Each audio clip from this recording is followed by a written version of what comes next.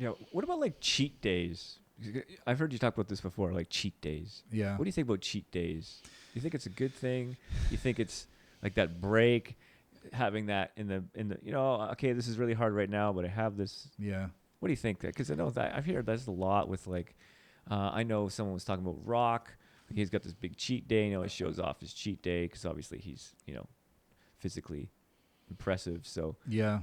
of course, people probably love watching the cheat days because it's like, Mhm. see, look, he eats pancakes Right. or whatever, and he's like that. That's one thing that I guess I do have for sure. Like days where I'm just like, fuck it, Yeah. Yeah. I kind of, this will be a cheat day for me. And Yeah. does it help? Does it? I have a lot of thoughts on it. Yeah. Okay. It's interesting too because there's a huge variety of what like would be considered a cheat day. Like I had a cheat day yesterday. Yeah. Guess what my cheat day was? Bananas. It was a bowl full of cherries. That was my cheat. Right. It was just more sugar and more carbohydrates than I normally eat. That's a cheat for me. And I actually noticed that I gained weight just in one day from that, a little bit. And I could just tell that my body switched over from fat burning and muscle building to just kind of like neutral, just from that. Right. So what I would suggest is this: depending on how ambitious you are for a particular goal and how well trained is the mind. So I give you an idea of a couple of guys that I follow that are the top discipline, like literally like in the world that I found so far. So this guy named David Goggins we'll talk about, which is just crazy. He has some of the highest views on discipline, and his books and his podcasts and stuff like that are just crazy. Millions and millions and millions, changed so many lives. And this other guy, which is maybe arguably even more hardcore, is Wes Watson, who came from prison and is super, super intense. But there's actually a ton of wisdom, and also these guys have experimented on themselves, and also they've experimented on others in the sense that they coach and they teach, and they just get feedback from others. And so these guys, in certain areas, there's no cheat days. And this is what their logic is. Like, for instance, Wes Watson gets up at 2:45 a.m. on the dot every single day, and he's clocked more than 16 years without missing one day. That's what he claims. But interestingly enough, too, is that a lot of times some of his followers will check in with him, and they'll have screenshots and actually video of him responding at 2:45. So like people are just trying to make sure that it's really honest and real, and he's never failed on this yet. And so it seems really, really legit. So what he says is that the reason why he doesn't want to break the 2:45 is that, first of all, he's made a commitment to himself. Like he's told himself he's going to do this. And when he's accountable to himself, David Goggins also uses the accountability mirror. He puts like little Post-it notes on the mirror, and he just checks in. It's like, are you doing what you said you're going to do? And that builds this self-esteem and just kind of pride and admiration that you follow through with your word.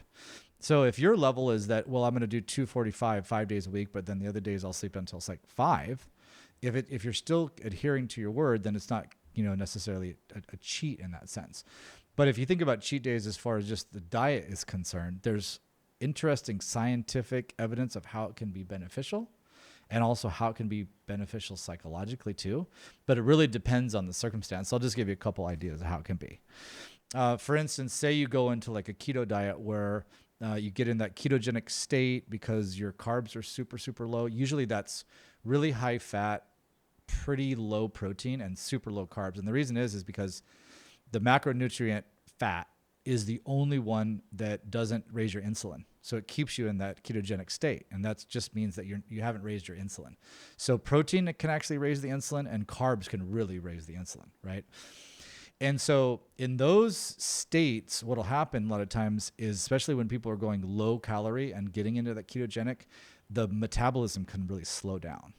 So there's almost like a little bit of a hack and a trick that bodybuilders use and other people use, where one day a week or maybe once every 10 days, or depending on their schedule, they'll throw in like a high carb, and they could even eat like a few donuts or some ice cream or something. And what it'll do is it'll like shock the system, making it feel like I'm not in starvation mode.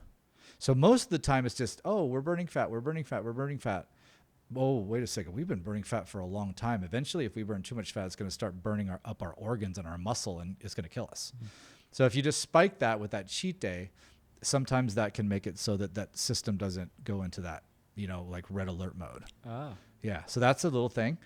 And then psychologically also, for the one that's starting down this path where this is like, God, they're just chomping at the bit. It's like, God, this sucks, those are the kind of people where even multiple cheat days, because otherwise what happens if it becomes too austere for you, you'll totally go off it. Right. Right.